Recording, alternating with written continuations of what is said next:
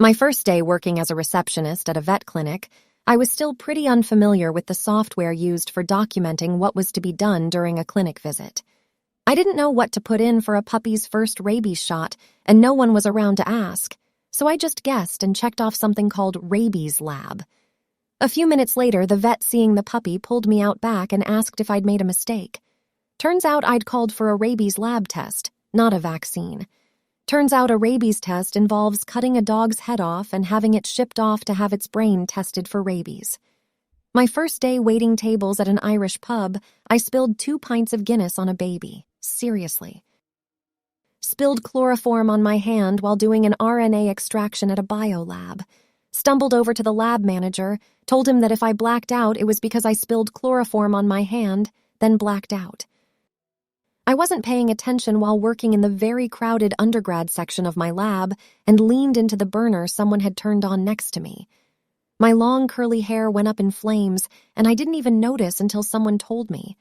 I put it out without any burns to my skin, but there were pretty big chunks of burnt hair coming off, and the smell lingered for days.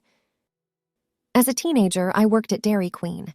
First day, they put me in drive-thru with 2 teenage female co-workers so I can watch and learn how to make whatever they're making. I watch them make a few blizzards and figure it's easy. You just put ice cream and candy topping into the cup, stick it in the blending thing, flip the switch and mix it up. Which, yes, it is that easy. Except one of the girls training me finally says, "Okay, you can make the next blizzard that gets ordered." Somebody orders one, and it's a Nerds blizzard. She advises that nerds have a tendency to punch through the side of the paper cup while blending, so you have to use 2 cups. What she doesn't mention was that when you do this, you have to keep a finger on the inside cup while you're blending to keep it from spinning around in the outside cup. I flip the switch, and the inside cup starts spinning furiously.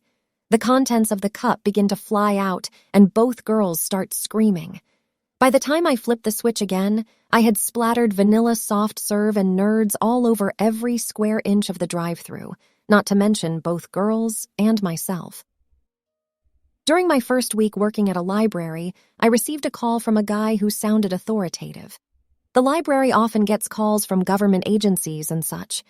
He asked for my boss's home phone number. There was a small book of numbers next to the phone, so I gave him her number, assuming this was an urgent call about funding applications or booksellers, etc. It turns out that I gave my boss's number to a guy that has been stalking her for years. She was not happy. This isn't necessarily a fuck-up, and it's not my first day story, but here goes. So I used to work in an intensive residential treatment center for kids with severe autism. The kids there are very low-functioning and unpredictable, so needless to say, there are some pretty interesting first days for people. But one of my favorite stories was one a coworker had told me. He said, "One day this girl comes in for her first day. We were giving her the tour of the place and introducing the kids to her. Once we got to Client X's room and opened the door, sure enough, Client X was sitting naked in the middle of his bedroom floor, masturbating furiously. I closed the door and told her that he does that sometimes. She didn't seem shocked at all, and I figured that was a good sign. But after a few minutes, she asked to go to the bathroom. A few minutes later, I saw her through the window riding away on her bike. She never came back. I was working in a hospital after school in the sterilization department. The NHS employs pretty much anyone for this job. My supervisor asked me to go into the cleaning room and prepare some sigmoidoscopes for the autoclave. This is where surgical instruments are cleaned after use, ready to be sterilized. My job was to remove blood, crap from them. So I gear up, put on my smock, and head in. The scopes are used in the ass to have a look round. I didn't know this, so I pick up a load and take them to my workstation, basically a sink. At the workstation is a hose with a trigger attached. I notice something inside the scope, so I squirt some water inside. However, I forgot to open one end of the scope. As the pressure inside built up, suddenly a load of blood and guts comes flying out the end and splatters me from top to bottom. Stank of farts for rest of my shift and had to go get injections just in case some went in my mouth. Don't think it did.